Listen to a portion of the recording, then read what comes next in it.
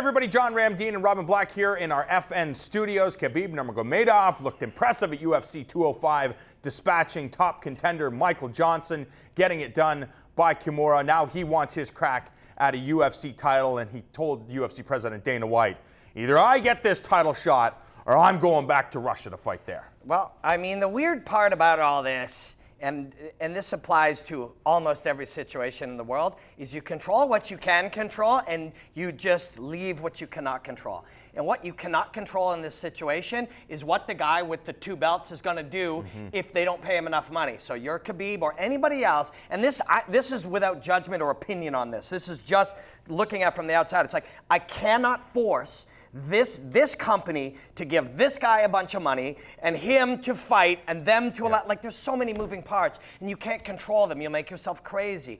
Dwayne Ludwig and TJ Dillashaw were mad when Dominic Cruz fight didn't happen. What did they do? They stayed mad for a day and then they went to what they could control. Give us the next guy. You got Lineker, give us that guy, we'll smash him. If we don't get the fight after that, give us the next guy and we smash him. That's what you can control. A lot of the time we sit around and we complain, this is not fair. What's McGruber got 2 belts for? How, like, this will do nothing for any of us. Complaining is just, we're wasting our time and our energy looking at the negative. Control what you can control. Call the guy out, make your statements, demand something from the UFC. If it doesn't go that way, it's all of these moving variables. Go smash another guy and another guy and another guy and make it undeniable. Do you believe that the UFC would talk to Khabib, sit down and say, hey, look, just like you said, there are so many moving parts. It doesn't just come down to who we feel deserves the next crack at the championship, because there's new ownership and there's different things in play, that it just can't work that way. Conor also has a say, and when it comes down to money,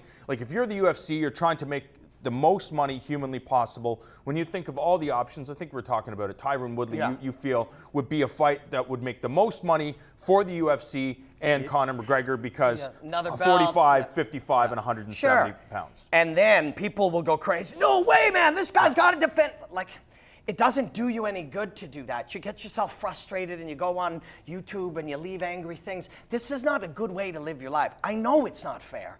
And you got to realize you're going to be faced with millions of things that are not fair every single day in your life. This, as a fan of something, is a chance to train ourselves to not freak out and go crazy, but to look at the realities of how we solve problems. And if you're Khabib, the only thing you can control is, I'm going to get a hold of another guy and I'm going to get that wrist ride scenario and I'm going to smash his face in and I'm going to yell at Dana White again.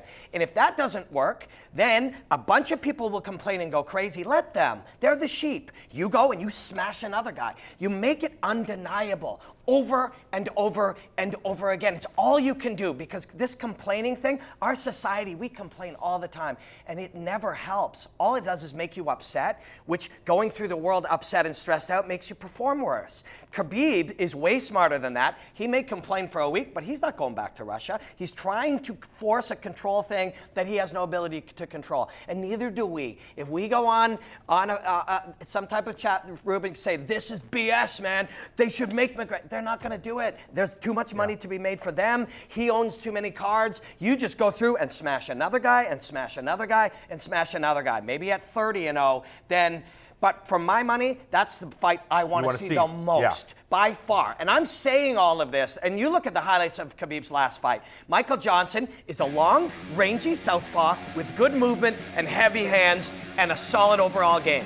And Khabib went and mangled him. And yes, I'm a Conor McGregor fan, but I want to see his martial arts expertise tested at the highest level. I want to see him try to deal with this. Just that pressure of the right hip, the underhook, look at the shove, finding space, taking away all space whenever you can, and then making space for one limb. Most of his principles are simple. Use 3 or more points to control you while keeping one weapon open. And he just did it over and over and over again, and he will break you down. Imagine him trying to do it for 25 minutes. This is the test I want to see McGregor take. I want to see it because I'm a fight obsessive. You want to see it. You, the fans, want to see it for any number of reasons. But what we're not going to do is sit around complaining about it, because we know that will do nothing. What's interesting is former middleweight title challenger Nate Quarry, he posted a thing a while back online saying that, the UFC holds these fighter summits, I think a couple times a year. And he said if you've been in the room, Dana White addresses all the athletes under contract and says, if you guys think that you deserve a title shot, you win a bunch of fights in a row, it does not work that way. We are here to sell pay-per-views. We're here to put people in the seats in the venue. So if you can make an impact that way, you'll deserve your title shot. But if you're not selling pay-per-views, you're not getting your crack at a title. And when you look at the rankings right now, I would have to say that probably the biggest fight they could make at 155 pounds would be that rematch of the trilogy fight between Conor McGregor and Nathan Diaz. 100%. Yeah. And you know that there starts to be a groundswell for Tony Ferguson, so you can sell the excitement of that one. You know Donald Cerrone is a stud, and everybody would like to see that. But Khabib is the fight I want to see. But my only point is, I'm not going to sit around complaining about it because that is such a negative. It's going, instead of looking at the beauty and watching the future and seeing how it will unfold, yelling and screaming and angrily typing things in all caps is going to serve no purpose. You're much better served to look at the why and then find a strategy for how to beat it. And that's my example of Dwayne Ludwig and TJ Dillashaw. They didn't like it. They complained for a day or two, but then they did what they have to do. That's how you deal with it. Yeah, but when you look at that 155-pound rankings, there's so many matchups.